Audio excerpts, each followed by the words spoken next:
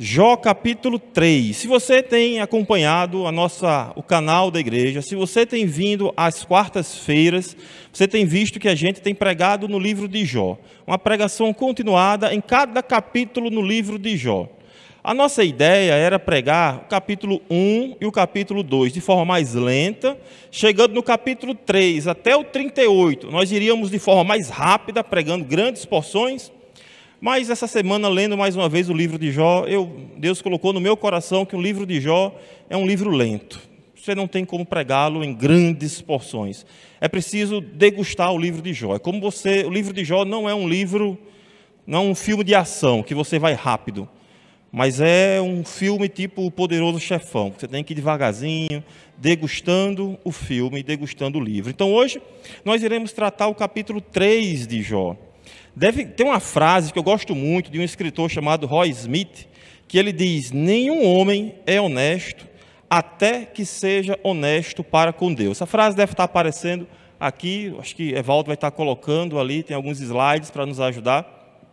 A frase que diz: nenhum homem ele é honesto até que ele seja honesto para com Deus. A única honestidade real que nós temos é a honestidade para com Deus, porque com Deus você não tem como fugir, de Deus você não tem como mentir, porque Deus sabe do seu coração, e não tem como você não ser. Se você quer ser honesto, você de fato precisa ser honesto para com Deus. Para ilustrar um pouco do capítulo 3, eu vou contar uma história, a história de Lucy e Dennis. Uma história que eu li de um autor que eu gosto muito, Charles Swindoll. Ele conta essa história num livro dele chamado Os Heróis da Fé. E eu queria contar um pouco da história de Lucy e Dennis para que nos acompanhe um pouco aqui em Jó capítulo 3. Preste atenção na história. Isso é o Charles Swindoll falando. Ele diz: durante os anos em que estudei no Seminário Teológico de Dallas, Cynthia e eu, Cynthia, a esposa dele, fizemos amizade com Dennis e Lucy. Todos morávamos em um apartamento próximo ao campus, o que significava que éramos dois entre apenas 10 pessoas, 10 casais naquele pequeno complexo. Então ficamos conhecendo todo mundo à nossa volta. Dennis e Lucy se tornaram uns dos nossos melhores amigos e permaneceram assim durante anos. Gostávamos muito deles. Durante o período do seminário, Lucy e Dennis tiveram um filho e simplesmente amavam esse menino de todo o coração. O menino tornou-se a razão de viver para Dennis. Ele e Lucy eram pais maravilhosos. Nessa mesma época, também tivemos o nosso primeiro filho, Kurt. Depois da formatura de Dennis, eles se mudaram para Los Angeles, onde Dennis fez doutorado em psicologia na Universidade da Califórnia do Sul. Meu amigo Dennis queria passar a vida ajudando as pessoas que lutavam como ele lutara enquanto crescia. Enquanto Dennis se achava no meio do seu curso de doutorado, o filho deles caiu numa piscina no quintal de um vizinho e morreu. A perda daquela criança preciosa devastou o coração de Dennis. Fique com essa história um pouco na cabeça, porque se você tem acompanhado o livro de Jó, se você tem acompanhado as pregações no livro de Jó, você sabe que o livro de Jó conta a história de um homem justo, que enfrentou inimagináveis provações, mas manteve a sua fé inabalável. A grande ideia do livro de Jó, acho que Evaldo vai colocar aqui a grande ideia do livro de Jó, Deus ele é soberano sobre todas as coisas e cumpre o seu propósito, e nenhum dos seus planos pode ser frustrado. Deus ele é soberano sobre todas as coisas e nenhum dos planos dele pode ser frustrado. Jó fala isso no final do livro. Jó fala que apesar do sofrimento, apesar da luta, apesar de toda a dor que ele teve, os planos de Deus foram cumpridos e Deus ele é soberano sobre isso. E é sobre isso que o livro de Jó está tratando, de um Deus soberano que cumpre todos os seus propósitos. Mesmo que para os seus propósitos serem cumpridos, eu e você precisamos passar por momentos de luta e de sofrimento. Antes de chegar no capítulo 3, obviamente, vem antes o 1 e o 2. E é importante a gente fazer um resumo rápido do capítulo 1 e do capítulo 2. Você conhece a história de Jó. Você sabe, a Bíblia diz que Jó ele era um homem íntegro, reto, temente a Deus, se desviava do mal. Isso é dito 3 vezes com relação a Jó. No capítulo 1 começa dizendo que Jó era assim. Aí tem uma cena no céu que Satanás aparece e ele diz, olha, é claro que Jó teme ao Senhor, ele tem tudo. Tire as coisas dele que ele vai blasfemar contra ti em tua face. E Deus diz, você pode tirar tudo de Jó, só não toque na vida dele. Em um dia, Jó perde os seus rebanhos, Jó perde os seus servos, Jó perde os seus 10 filhos. E o capítulo 1, se você voltar aí no capítulo 1, o último versículo do capítulo 1 de Jó, diz, em tudo isso Jó não pecou, nem atribuiu a Deus falta alguma. Veja a dor que deve ser você perder os seus filhos. Eu fico imaginando em Lucy e Denis, na história que nós contamos. Perdeu o seu filho amado, Jó perdeu 10 no mesmo dia. No mesmo dia. Mas a Bíblia diz que Jó não atribuiu a Deus falta alguma. Mas o capítulo 2 começa com mais uma cena no céu. Deus, mais uma vez, dizendo, olha, Jó ele é homem íntegro, reto, temente a Deus e que se desvia do mal. Apesar de tudo que aconteceu no capítulo 1, Jó continua íntegro, reto, temente a Deus e se desviando do mal. E Satanás diz, pele por pele. Tire a saúde dele. Satanás estava dizendo, ele foi fiel com a pele dos outros. Ele foi fiel com a pele dos servos, ele foi fiel com a pele dos rebanhos, ele foi fiel com a pele, inclusive, dos filhos. Mas com a pele dele, ele não vai ser fiel. E Deus disse, pode ferir Jó, pode tirar a saúde dele, só não lhe tire a vida. E assim acontece. E Deus tira, e Satanás, você imagina o próprio Satanás colocando a doença no corpo de Jó. Uma doença terrível. Uma doença terrível. Diz a Bíblia no capítulo 2 que ele ficou no pó, na cinza e se coçando com um caco de telha. Na quarta-feira nós vimos que está no pó e na cinza uma figura de linguagem para dizer que ele estava no fundo do poço. Provavelmente naquela cultura, na cultura patriarcal, na época de Abraão, Isaac, Jacó, as cinzas eram um local onde você ia queimar os restos. Provavelmente ou era fora da cidade ou era nos limites do território. Se você fosse dono de uma grande propriedade, por exemplo, era nos limites daquela propriedade. E ali Jó estava, não tinha mais nada do que se agarrar. A única coisa que Jó tinha para se agarrar na sua dor era um caco de barro, que ele se coçava. A esposa dele diz, olha, você ainda mantém a sua integridade, amaldiçoe a Deus e morre. Aí Jó disse, assim como fala uma louca, fala tu. Receberemos de Deus o bem e não receberemos o mal. E Jó mostra a sua compreensão de vida muito maior do que talvez eu mesmo teria na situação dele. Talvez muito maior do que nós teríamos. Ele diz, olha, receberemos de Deus o bem e não receberemos o mal. E aí, mais uma vez, a Bíblia diz, em tudo isso, Jó não pecou contra Deus. E aí aparecem seus amigos. E os amigos dele, que a gente às vezes é apressado em julgar a mulher de Jó. E a gente esquece que ela também perdeu 10 filhos. Não foi só Jó que perdeu, ela também perdeu 10 filhos. Os amigos que vieram de longe, uma grande caravana, despenderam dinheiro, despenderam investimento, tempo. Esses amigos vieram, e a Bíblia diz, no finalzinho do capítulo 2, diz que esses amigos vieram para confortar Jó. Eles tinham as melhores das intenções e ali sentaram com Jó, passaram 7 dias e 7 noites em silêncio, apenas observando Jó. E se a Bíblia acabasse aqui, se a história de Jó terminasse aqui, o argumento de Satanás já caiu por terra. Deus já derrubou o argumento de Satanás, já está claro, Jó não pecou contra Deus. Satanás disse que Jó iria pecar e 2 vezes Jó não pecou e o argumento de Satanás já caiu por terra. A história de Jó podia terminar aqui no capítulo 2. Só que lá em Romanos, a Bíblia diz que em todas essas coisas nós somos mais do que vencedores. Ser mais do que vencedor não é apenas você não ser perdedor. É você, além de ser vencedor, você é beneficiado por. Em toda essa história, a história no céu acaba, Satanás não vai mais aparecer, Deus vai aparecer um pouco mais na frente, lá no finalzinho do livro, termina a parte da história de prosa, e agora você vai ter discursos poéticos. O argumento de Satanás já caiu por terra, mas agora Deus vai trabalhar a vida de Jó. Porque no final das contas, o grande propósito de Deus para a minha vida e para a sua é que eu e você sejamos mais parecidos com Cristo.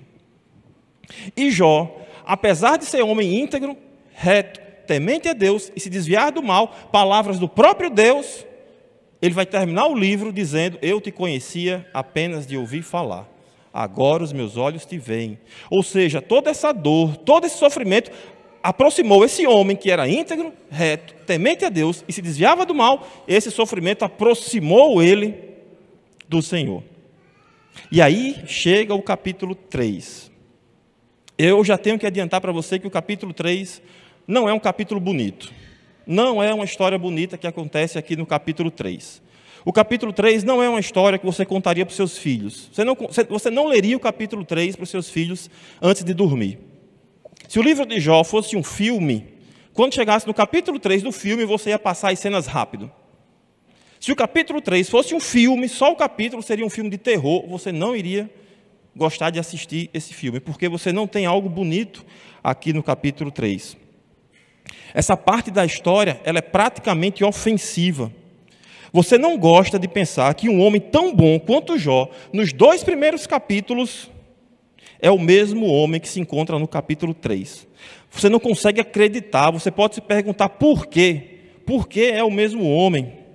Parcialmente porque nós temos a ideia distorcida de que qualquer pessoa que ande próximo demais de Deus, que você sabe que essa pessoa anda muito próxima do Senhor, nós temos a ideia de que quanto mais eu buscar o Senhor, mais a minha vida vai ser feliz e mais a minha vida vai ser boa. Não é assim?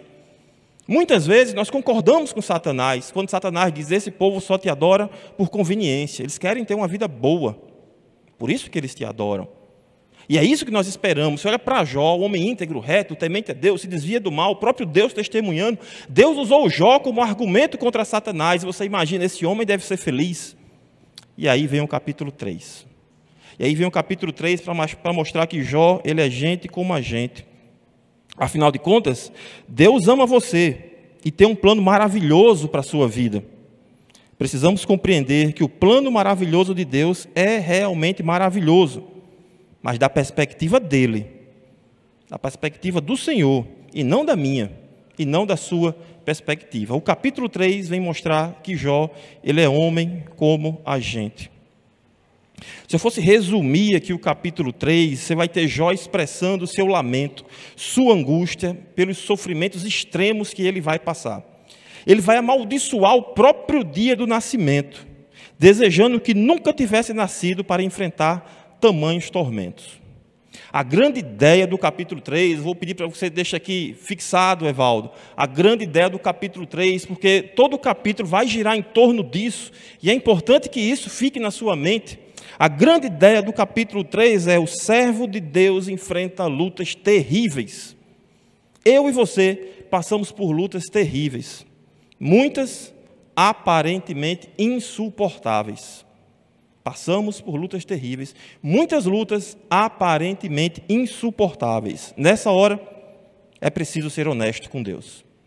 Lembra a frase inicial? Nenhum homem ele é honesto se ele não for honesto para com Deus. No meio das nossas lutas mais terríveis, precisamos ser honestos com Deus. Aí aqui no capítulo 3, você tem Jó sendo honesto com Deus. Deixa eu dividir esse capítulo em 3 partes. A primeira parte vai do verso 1 até o verso 10, você vai ter Jó amaldiçoando o dia do seu nascimento. Ele vai começar expressando seu pesar, sua amargura, desejando que o dia do seu nascimento fosse apagado, amaldiçoando aquele dia. Ele lamenta a existência da luz naquele dia e deseja que nunca tivesse nascido. Veja comigo do verso 1 até o verso 10.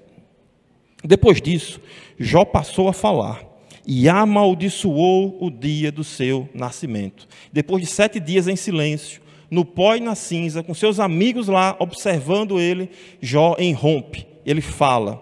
Depois disso, Jó passou a falar. Amaldiçoou o dia do seu nascimento. Jó disse: pereça o dia em que nasci, e a noite em que se disse, foi concebido um homem, que aquele dia se transforme em trevas, e Deus, lá de cima, não se importe com ele, nem resplandeça sobre ele a luz. Que as trevas e as sombras da morte se apoderem desse dia, que uma nuvem habite sobre ele, que tudo que pode escurecer o dia o espante. Aquela noite, que dela se apoderem densas trevas, que ela não se alegre entre os dias do ano, nem entre na conta dos meses. Sim, que seja estéril aquela noite, e dela sejam banidos os gritos de alegria. Amaldiçoem naqueles que sabem amaldiçoar o dia, e sabem instigar o Leviatã. Escureçam-se as estrelas do seu alvorecer, que a noite espere a luz, e a luz não venha, que não venha despontar da alvorada, pois não fechou as portas do ventre da minha mãe, nem escondeu dos seus olhos o sofrimento. Veja, Jó, aqui ele não está tendo uma atitude suicida, mas ele está desejando, olha, eu devia ter nascido, eu não deveria nem ter nascido, eu devia ter ficado no ventre da minha mãe, para experimentar tamanha dor que eu estou sofrendo, eu não deveria nem ter nascido. Você vai ver aqui ele falando várias vezes em trevas, em sombra, em escuridão. O que Jó está desejando, ele está dizendo, olha, não se lembrem com a alegria do meu dia. Por exemplo, se eu falar 25 de dezembro, você vem à sua mente Natal. Se eu falar, por exemplo, hoje, segundo domingo de agosto, vem à sua mente Dia dos Pais. Você tem datas que vêm à sua mente com alegria. O dia do seu aniversário traz alegria para o seu coração. O que Jó está dizendo é, quando vocês se lembrarem do dia do meu nascimento, que vocês se lembrem com pesar, que seja um dia triste, que seja um dia amargurado, que não traga alegria para o seu coração. E ele continua dos versos 11 até o verso 19, ele vai perguntar, olha, já que eu nasci, eu não queria ter nascido, mas já que eu nasci, por que eu não morri? Por que eu não morri bebê? Por que eu não morri uma criança? Veja o que ele diz do 11 até o 19. Ele diz, por que não morri ao nascer? Por que não expirei ao sair do ventre da minha mãe? Por que houve um colo que me acolhesse e seios que me amamentasse? Porque agora eu repousaria tranquilo, dormiria e então haveria para mim descanso, com os reis e conselheiros da terra que construíram para si mausoléus, ou como príncipes que tinham ouro e encheram a sua casa de prata, ou como um aborto oculto que eu não existiria, como crianças que nunca viram a luz. Ali os maus cessam de perturbar, e ali repousam os cansados, ali os presos juntamente repousam e não ouvem a voz do capataz. Ali está tanto o pequeno quanto o grande, e o servo fica livre do seu senhor.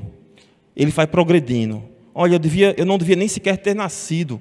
Uma vez que eu nasci, por que eu me criei? Por que eu não morri ainda uma criança? Veja, por 3 vezes Jó vai ansiar por descanso.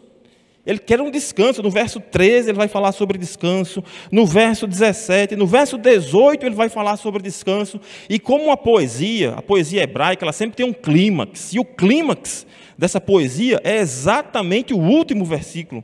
O versículo 26, ele diz, não tenho descanso. Jó está procurando descanso. Ele usava o caco de telha para ter algum tipo de alívio, para raspar as feridas e ter algum tipo de alívio. Ficava no pó e na cinza, para que aquilo pudesse trazer algum frescor para ele. Não tenho descanso, versículo 26, não tenho sossego, não tenho repouso, só tenho inquietação. Jó enxerga a morte como um descanso para ele. Desculpe a pergunta que eu vou fazer, pode parecer impertinente, mas aí no seu coração, você já pensou que era melhor morrer em algum momento da vida? Pensou assim, olha, era melhor que eu morresse. Não suicida, não você não tirar a sua própria vida, mas você pensou, era melhor que eu morresse. Era melhor descansar, passar pelas labutas dessa vida rápido. É isso que Jó está pedindo. É isso que Jó está desejando. Muitas vezes nós temos uma versão, eu costumo dizer, a gente tem uma versão gospel disso. Qual é a versão gospel da gente querer fugir dos nossos problemas? A situação está difícil, está complicada, você não consegue, é problema atrás de problema, dor atrás de dor, sofrimento atrás de sofrimento, e você diz, olha, quem dera que Jesus voltasse logo.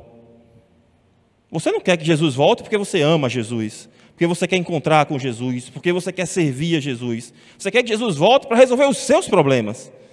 Ou melhor, para que você não tenha que resolver os seus problemas. É o meu assim, Jesus volta, mas de um jeito egoísta, para você ver como o nosso coração ele consegue ser pecador, até desejando que o Senhor volte. Nosso coração consegue encontrar erro nisso. Esse era o coração de Jó, aquele homem íntegro, reto, um herói, nos capítulos 1 e 2, que resistiu. Esse homem está dizendo, olha, eu quero morrer, eu quero que minha vida acabe, não devia nem ter nascido, uma vez que nasci, devia ter morrido pequeno. Ele continua dos versos 20 até o 26, falando, olha, por que um miserável continua vivendo? Veja o que ele diz do 20 ao 26, ele vai chegar no clímax da poesia. Ele diz, porque se concede luz ao miserável e vida ao de coração amargurado, que esperam a morte e ela não vem, que cavam à procura dela, mais do que tesouros ocultos, que se alegrariam por um túmulo e exultariam se achasse a sepultura. Porque se esconde, porque se concede luz ao homem cujo caminho é oculto e a quem Deus cercou de todos os lados. Porque em vez de pão, me vêm gemidos. Em vez de lamentos, e os meus lamentos se derramam como água. Aquilo que temo me sobrevém, e o que receio me acontece. Não tenho descanso, não tenho sossego, não tenho repouso, só tenho inquietação. Como eu disse, esse não é um capítulo bonito. Esse não é um capítulo fácil. Esse é um capítulo, inclusive, para preparar a mensagem, foi bem complicado, foi bem difícil. Precisei ler, reler, uma vez, duas vezes, várias e várias vezes. Mas é isso mesmo que ele está falando? É esse Jó mesmo do capítulo 1 e do capítulo 2? É o mesmo homem que está aqui falando? Ele vai dos versos 20 ao 23, perguntando por quê. Do verso 24 até o 26, ele vai dizendo, olha, em vez de pão só tenho lágrimas, em vez de aquilo que eu temo me acontece, eu não tenho descanso, só tenho inquietação. Veja aquele homem, herói da fé, exemplo que vai ser usado ao longo de toda a Bíblia, pelo menos 3 vezes vai ser dado como exemplo de um homem firme, um homem, uma fé inabalável. Esse homem tem as suas emoções feridas. Deixa eu voltar para a história de Lucy e do rapaz que eu estava contando aqui. Esqueci o nome dele. Dennis, de Lucy e Dennis. Deixa eu voltar para a história de Lucy e Dennis. Lembra como terminou aquela primeira parte da história? Anos mais tarde, Dennis me contou como reagiu àquela perda. Ele disse, Dennis falou, entrei no carro logo depois da morte do meu filho. Agarrei o volante e percorri quase todas as autoestradas de Los Angeles. Durante aquelas horas, eu gritei para Deus, expressando todo o meu sofrimento, toda a minha ira, toda a minha tristeza, assim como a confusão do mais profundo da minha alma. E ele acrescentou, eu disse coisas para Deus, naquele carro, que eu nunca tinha dito antes. E a quem quer que seja, pus para fora toda a minha alma, e aquilo não foi nada bonito. Escancarei as portas do meu coração para Deus. Eu gritei com Deus, eu esbravejei com Deus, eu percorri quase todas as ruas de Los Angeles, falando coisas que não foram bonitas para Deus. Eu escancarei o meu coração para Deus. Isso o Dennis falando. Veja, eu sempre digo, e eu vou sempre falar isso, que a Bíblia está contando uma história. A Bíblia está contando a história de como Deus está redimindo para si um povo, para a sua exclusiva glória. Como Deus está salvando um povo para si. E o personagem central dessa história é Jesus Cristo. E olhando para Jesus Cristo, e olhando para esse texto, nós podemos aprender algumas coisas. Pelo menos 3 coisas importantes nós podemos aprender com esse texto. Primeiro, a importância de expressar as nossas emoções e os nossos lamentos diante da adversidade e diante do sofrimento. Mesmo pessoas justas, mesmo pessoas piedosas como Jó, veja, por 3 vezes, em momentos em que o povo de Israel estava numa devassidão moral enorme, Deus disse para os profetas, ainda que Jó orasse por esse povo, eu não os perdoaria. Ainda que Jó vivesse no meio desse povo, ele só salvaria pela sua justiça a ele mesmo. Veja, Jó, ele é um exemplo de justiça, ele é um exemplo de fé, ele é um exemplo de um homem que anda com Deus. Mas mesmo homens, mesmo pessoas justas e piedosas, podem passar por momentos de profunda tristeza. Você tem outros exemplos na Bíblia, você tem Elias, você tem Paulo, você tem vários exemplos na Bíblia de homens que andaram próximos do Senhor, mas passaram por momentos de profunda angústia e profunda tristeza. E é saudável compartilhar esses sentimentos com Deus e com os outros. profeta Jeremias, Deus diz: Jeremias, eu vou te colocar como profeta para as nações. Jeremias, eu vou cuidar de você, Jeremias. Eu vou cuidar da sua vida, Jeremias. O próprio Deus falou isso para Jeremias, mas teve um momento, Jeremias estava preso, que ele quase que cita esse capítulo 3 de Jó. Lá em Jeremias capítulo 20, ele diz: maldito seja o dia em que eu nasci, Jeremias. É ele que está falando, preso. Mesmo Deus dizendo: Jeremias, eu vou cuidar de você, Jeremias. Mesmo Jeremias dizendo: assim diz o Senhor. Mesmo Jeremias recebendo revelações diretas do Senhor, mas Jeremias era um homem de carne como eu e você. E no momento de angústia ele diz: maldito seja o dia em que nasci, jamais seja abençoado o dia que a minha mãe me deu à luz. O lamento de Jó não é um sinal de fraqueza espiritual. Pelo contrário, sua dor o leva a um estado da mais profunda honestidade com Deus. Lembra mais uma vez a frase inicial: um homem só é honesto se ele for honesto para com Deus. A ideia central desse texto é que o servo de Deus enfrenta lutas terríveis. Eu e você, talvez você esteja enfrentando uma luta terrível nesse momento. Você que está acompanhando online, talvez esteja passando por uma luta que, como diz a ideia do texto, muitas vezes ela parece insuportável. Insuportável. Nessas horas, precisamos ser honestos com Deus. Não é a hora de botar a capa do super-homem e achar que você pode qualquer coisa. Não é a hora de você, mulher, pegar o laço lá da Mulher Maravilha e achar que você pode fazer qualquer coisa. É hora de você ser honesto com Deus. Eu lembro de Jesus que uma certa tarde, crucificado entre dois ladrões, depois de ter o seu corpo todo maltratado, torturado, já em um momento, já nos seus últimos momentos, as suas últimas palavras, Jesus clama: Eli, Eli, lama sabachthani, que quer dizer: Deus meu, por que me desamparastes? A hora da angústia é a hora de você ser honesto com Deus. A hora da dor e do sofrimento, como esse capítulo mostra, é a hora de sermos honestos para com Deus. Outra lição importante desse texto é que ele destaca a complexidade das emoções humanas. Quem vier na quarta-feira, a gente vai falar um pouco sobre a fala de Elifaz. Logo em seguida, Elifaz vai falar. E Elifaz, ele vai tentar resolver a vida de forma simples. Só que a vida, você sabe, eu sei, a vida ela é complicada, não é? A vida é complicada. E não adianta você querer trazer soluções simples para a vida, porque você não vai encontrar.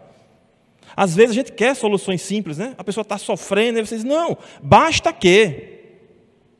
Você quer dar uma solução simples. Não, você só precisa de. Você quer uma solução simples, só que a vida é um pouco mais complicada, meu amigo. Elifaz vai dar esses conselhos, maus conselhos, para Jó, tentando dizer que a vida é simples, só que a vida não é simples. A vida não é fácil. Às vezes a pessoa, o irmão está passando por uma luta, você está passando por uma luta, e a gente quer resolver a complexidade das emoções humanas com respostas prontas, né? Frases prontas, às vezes dentro da igreja mesmo. Às vezes está passando por uma luta e de repente alguém chega: não, meu irmão, basta, vamos orar. Ore, mas isso é falta de oração, você tem que orar, você tem que vir para a igreja, você tem que fazer isso. A vida é um pouco mais complicada, meu amigo, minha amiga, a vida é um pouco mais complicada do que isso. E o livro de Jó está aqui mostrando isso. Esse texto me mostra a complexidade das emoções humanas e como a dor pode afetar até mesmo aqueles que têm uma fé inabalável, porque essa é uma característica de Jó, um homem que enfrenta dores terríveis, mas mantém a sua fé inabalável. Nos ensina a não julgar precipitadamente o estado emocional das pessoas. Tenha cuidado. Existe um livro na Bíblia, todo um livro na Bíblia escrito lhe dando bons conselhos. O livro de Provérbios traz bons conselhos, e um dos bons conselhos que Provérbios traz é: escute antes de falar. Entenda a situação, compreenda tudo que está ao redor daquela situação, não traga julgamentos precipitados. Vai ser o que os amigos de Jó vão fazer depois. Vão começar com um tom mais ameno e depois vai descambar para quase uma agressão. Mas é isso que vai acontecer. Eles não compreendiam a complexidade de Jó. Lá na frente ele vai dizer assim, Elifaz vai dizer, Jó, você confortou tantas pessoas, mas agora você não pode se confortar, Jó. Elifaz está dizendo basicamente o que os fariseus disseram para Jesus, salvou os outros e não consegue salvar a si mesmo. E ele está dizendo, Jó, você confortou tantas pessoas, onde está a sua teologia agora, Jó? Como se Jó, ele que confortou tantas pessoas, como se ele não precisasse ser confortado também. Não seja apressado em julgar as complexidades das emoções da pessoa. Veja, eu quero que você entenda. Jó está expressando o seu coração. Jó está colocando suas emoções para fora. Mas, em certo sentido, Jó também está errado aqui. Nesse momento, ele não está pecando contra Deus. Ele não está blasfemando contra Deus, como Satanás disse que ele ia fazer. Esse argumento já caiu por terra. Esse argumento já caiu no capítulo 1 e no capítulo 2. Isso aqui não tem mais nada a ver com o desafio de Satanás. Tem a ver com as emoções de Jó. Mas as suas emoções estavam fazendo com que ele tivesse um julgamento errado daquela situação. Ele estava avaliando a vida dele baseado apenas naquele momento. Ele estava dizendo, olha, eu preferia morrer porque eu não quero viver assim. Ele estava esquecendo de todos os anos de bênção que ele teve e ele não sabia os anos de bênção que viriam ainda posteriormente. Porque o livro vai terminar dizendo que Jó foi mais próspero e feliz na sua segunda metade da vida do que na primeira. Assim como Noemi, no livro de Ruth, achava que aquele momento era um ponto final na sua vida, não era um ponto final, era uma vírgula. Mas Jó estava avaliando toda a sua vida com base naquele momento. Talvez você esteja assim hoje, avaliando toda a sua vida, toda a sua dor, todo o seu sofrimento, avaliando o que vale e o que não vale, apenas por um momento que você está vivendo. Você não sabe o que Deus tem para você no futuro. Você não sabe, assim como Elias pediu para Deus, Deus, eu prefiro morrer. Deus diz, Elias, você não sabe o que você está pedindo, Elias. Você ainda vai ungir um profeta que vai ser o seu substituto. Elias, você ainda vai ungir reis, Elias. Você vai fazer milagres ainda, Elias. Você não sabe o que você está pedindo, Elias. Veja, coloque o seu coração dentro, derrame o seu coração, seja honesto para com Deus. Agora espere do Senhor a resposta correta. Espere direção do Senhor. Hoje nós somos muito mais bem-aventurados do que Jó. Porque Jó não tinha Bíblia. Jó não tinha Novo Testamento, Jó não tinha Antigo Testamento, Jó não tinha lei, Jó não tinha os princípios morais dados pelo Senhor, Jó não tinha a revelação de Deus, Jó não tinha a igreja, Jó não tinha nada disso. E nós temos. Então, não avalie a sua vida pelo momento de agora, por aquilo que você está buscando agora. Ao longo desse capítulo, é claro que Jó está buscando descanso. Mais uma vez, a Bíblia está contando uma história de como Deus está salvando um povo para si. Jesus Cristo é o personagem central dessa história. Tem um versículo, Jó estava buscando por descanso. Claro, ele não conhecia Jesus, mas ao longo do livro fica claro que ele tinha esperança no Messias, ele tinha esperança no descendente prometido lá a Eva. E existe o texto lá em Mateus, onde o próprio Jesus disse, Jó estava buscando por descanso. Ele disse que só tinha inquietação. Lá em Mateus capítulo 11, diz que o próprio Senhor diz, vinde a mim vocês que estão cansados, e eu vos aliviarei. Derrame o seu coração diante do Senhor. Seja honesto com o Senhor. Fale coisas para o Senhor que de repente você nunca falou, mas você quer falar. Mas busque descanso no Senhor. Vinde a mim vocês que estão cansados e sobrecarregados, e eu vos aliviarei. Você tem sido honesto com Deus nas suas dores? Você tem avaliado a sua vida com base em um único momento? Você tem buscado descanso no Senhor? Deixa eu terminar a mensagem com o final da história de Lucy e Denis. De madrugada, Denis finalmente voltou para casa, com a camisa toda encharcada de suor. Suas mãos ainda estavam agarradas no volante. Ele desligou o carro e encostou a cabeça na direção, soluçando muito alto. Depois ele me disse, senti-me confortado com esse pensamento. Deus pode lidar com isso. Deus pode lidar com tudo que eu disse. Veja, isso não é esplêndido? Deus pode lidar com isso. O Senhor deu a Denis e a Lucy 2 lindas meninas. Eles as criaram muito bem. Mas a verdade seja dita, ninguém conseguiu jamais tomar o lugar daquele menininho que eles perderam. Denis já morreu de câncer. Lucy continua vivendo em triunfo. Eu, porém, nunca vou me esquecer das palavras de Denis. Deus pode lidar com isso. Deus pode lidar com a sua dor. Deus pode lidar com o seu sofrimento. Deus pode lidar com as suas angústias. Fale com Ele. Busque descanso nele. Era isso que Jó tanto ansiava aqui no capítulo 3. Era disso que ele estava falando aqui no capítulo 3. Os amigos não entenderam. Os amigos depois, se você vier na quarta-feira, a gente vai tratar os capítulos 4 e 5, quando eles tentam dar respostas simples para a vida de Jó. Eles não entenderam, mas era o que Jó estava buscando, descanso. E o descanso para a minha e para a sua alma, nós encontramos no Senhor. Mais uma vez, a ideia central do texto: o servo de Deus enfrenta lutas terríveis, muitas aparentemente insuportáveis. Nessa hora, nós precisamos ser honestos com Deus. É disso que o capítulo 3 de Jó está falando. Amém? Louvado seja Deus. Vamos orar.